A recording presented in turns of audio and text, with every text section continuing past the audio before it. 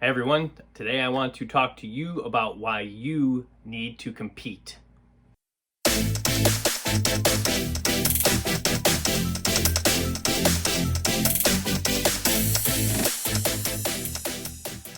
Hey everyone, Mike with AAA Defense. So today I want to talk to you a little bit about why you should compete in some type of physical type of competition. So I'm just coming off of probably a couple weeks ago a powerlifting competition.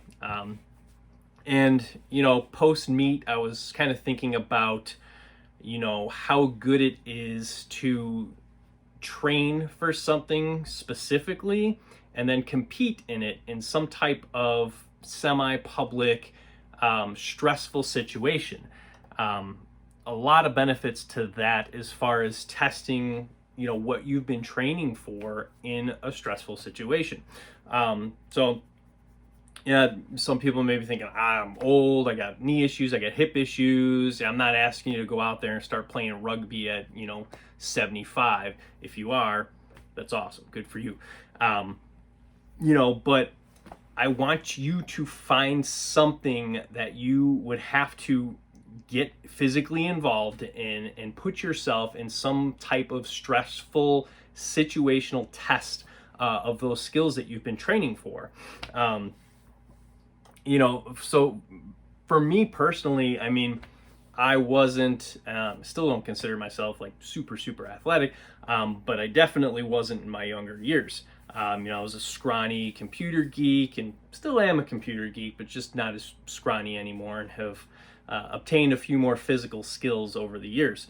Early on in middle school, I realized this and decided to get involved in some type of physical sport. So I got involved in wrestling. I dipped my toe, I probably want to say like beginning of high school or so, into weightlifting and just general weightlifting, doing a bunch of bench presses and curls and stuff like that. Nothing formally trained. But there is, there is just the doing it to do it part, and there is the training for something specific.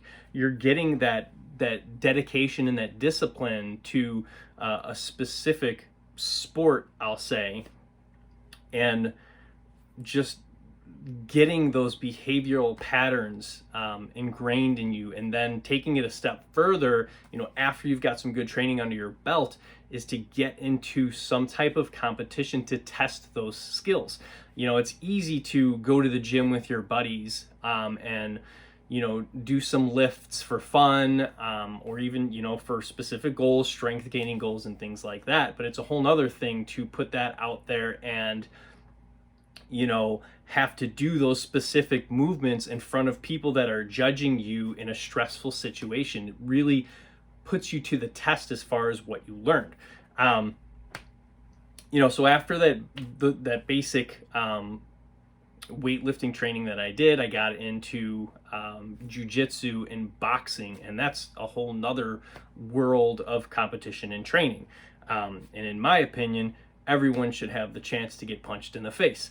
And I'm going to do a different video on that later on, but essentially the context of that is not, go out and Fight Club. If you haven't seen that movie, go see it, and have somebody punch you in the face. That's not what I want.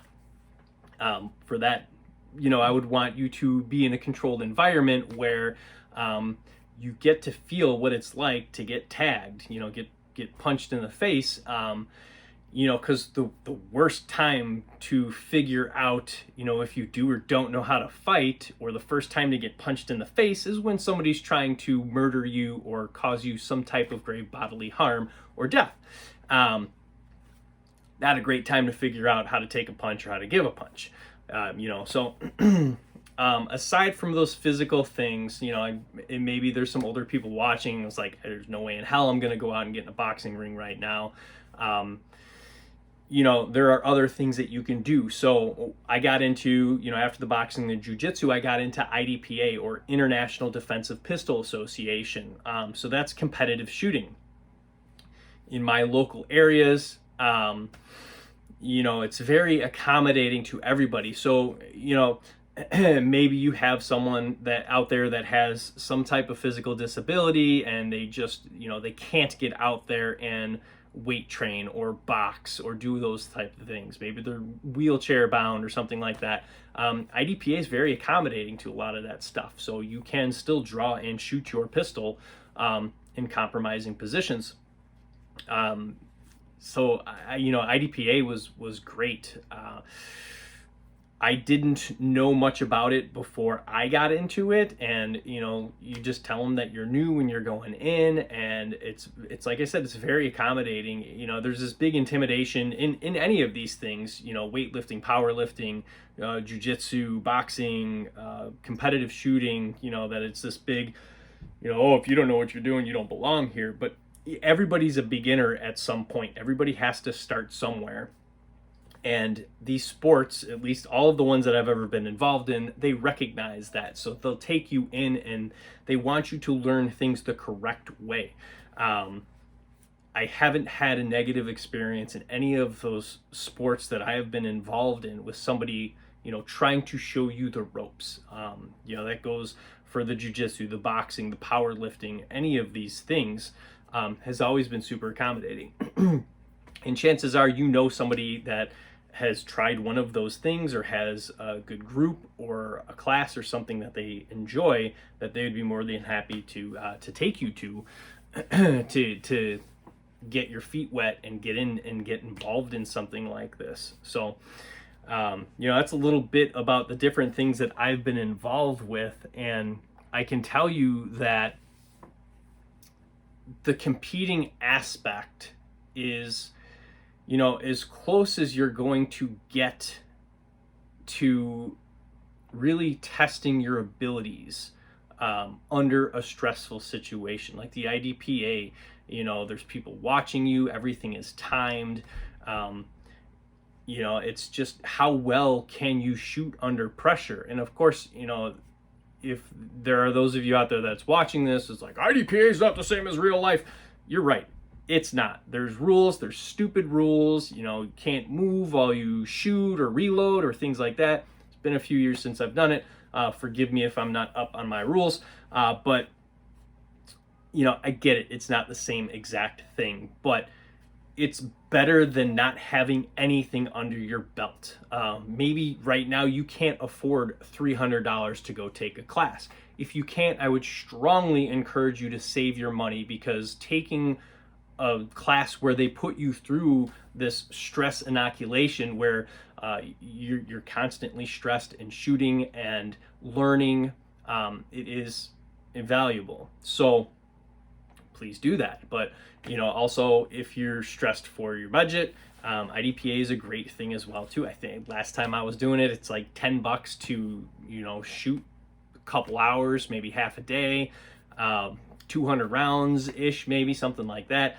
And it just the amount of knowledge that you learn from something like that. Oh, my holster doesn't work, or it's really tough to draw from concealment. I'm lacking in this area, and getting other people to critique you as well as you're going.